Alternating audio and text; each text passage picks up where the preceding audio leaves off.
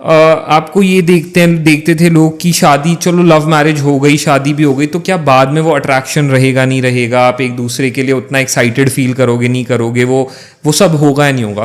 तो शादी में ट्रस्ट तो देखो ज़रूरी है, एक दूसरे के लिए अंडरस्टैंडिंग भी बहुत ज़रूरी है, एक दूसरे के लिए केयर भी बहुत ज़रूरी है। एक जो चीज़ होती है ना अट्रैक्शन, वो एक पुल आना, वो ना लोग अक्सर बहुत सेकेंडरी रख देते हैं कि यार पहले अंडरस्टैंडिंग ज़रूरी है, वो अट्रैक्शन तो सेकेंडरी है, उस पर ध्यान मत दो। But as an astrologer, as a female, as an individual, what do you think, क्या ये अट्रैक्शन अपने पार्टनर को लेकर जो है ये कितना इंपॉर्टेंट रोल प्ले करती है? ये 100% इम्पॉर्टेंट रोल प्ले करती है नमित। आज आपकी पार्टनर है, मान लीजिए, ठीक है, आप ही का एग्जांपल लेते हैं, आपको बहुत एक्साइटेड हो, आज की फर्स्ट टाइम मेरी उससे बात होने वाली है, जो मेरी क्रश थी, है ना, जी। तो आप बहुत खुश हो, अच्छे से जा रहे हो, तैयार श्यार होके, परफ्यूम वर्फ्यूम लगा के, लड़के बड़े एक्साइटेड है ना। अब जो आपसे मिलने आ रही है वो भी बहुत एक्साइटेड है, उसको भी मजा आ रहा है। बट ओवर द टाइम आप जैसे जैसे रिलेशनशिप में मैच्योर होते जाएंगे, आपको ना लव, अफेक्शन, केयर और अपना बनना ठंडना, अपने आप को अच्छे से केयर करना, प्रेजेंट करना, वो आप भूल जाएंगे कहीं ना कहीं। वही चीज हो जाती है जब हम लव मैरिज कर लेते हैं। तो हम पहले बहुत एक्साइटेड हुआ करते थे, अच्छे से अपने आप को वेल डू करके रखते थे, अपनी केयर अच्छे से करते थे, अच्छे से प्रेजेंटेबल बना के रखते थे, अच्छे कपड़े पहनते थे। जब शादी हो जाती है तो हमें पता है, हमें तो इसने देखा हुआ है, तो ऐसे ही चलने दो। मैं ऐसी फीमेल्स को देखती हूँ, वो मेल्स को देखती हूँ जो कपल्स आते हैं मेरे पास, और काउंसलिंग देती हूँ मैं कपल्स को भी। वो बोलते हैं कि ये मैडम पूरा दिन, ये जैसे जब मैं लव में था तो ये ऐसे नहीं थी। मैंने बोला क्या दिक्कत थी? तो बोला मैडम ये बहुत सुंदर दिखती थी, बहुत अच्छे से रहती थी। मैंने बोला अभी आपको सुंदर नहीं लगती है? नहीं मैडम, अभी पूरा दिन ना बच्चों के पीछे नाइट सूट में घूमती रहती है, पजामा पहन के, और उसमें से भी तेल की स्मेल आती रहती है। मैंने बोला इसका क्या लॉजिक है? तो लॉजिक है बट इसका, क्योंकि उनके सामने हमें ये बोलना पड़ता है, बट इसका लॉजिक क्या है? देखिए, अगर आप बहुत सुंदर नहीं दिखोगे, कोई भी हो, XYZ बच्चा भी अगर ऐसे हमारे सामने घूमते रहेंगे, अच्छे कपड़े नहीं पहनेंगे, इधर उधर बाल होगी, नाक बह रही है, कुछ भी, तो हमें नहीं उसको प्यार करने का मन करेगा।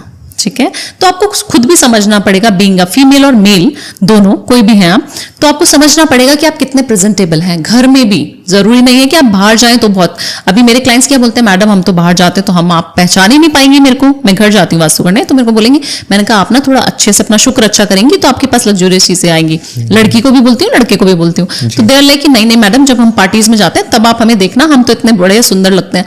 मैंने बोला वही नहीं करना है ना, आपको जब पार्टीज में जाना है तब क्यों तैयार होना है? आप जब घर में हैं तब भी, आप डेली लाइफ में भी आप सुबह उठिए, जल्दी नहाइए धोइए, आपके प्लान्स अच्छे हो रहे हैं। आपका शुक्र आपको कभी बैड रिजल्ट दे ही नहीं सकता।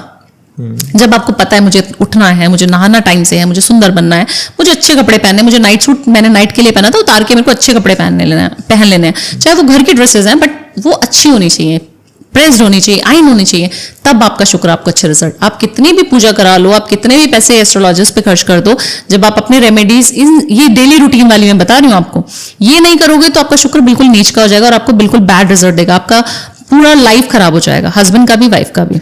अभी आपने ना एक बात कही कि खुद को घर में भी अच्छे से रख रहे हो, टाइम से नहा रहे हो।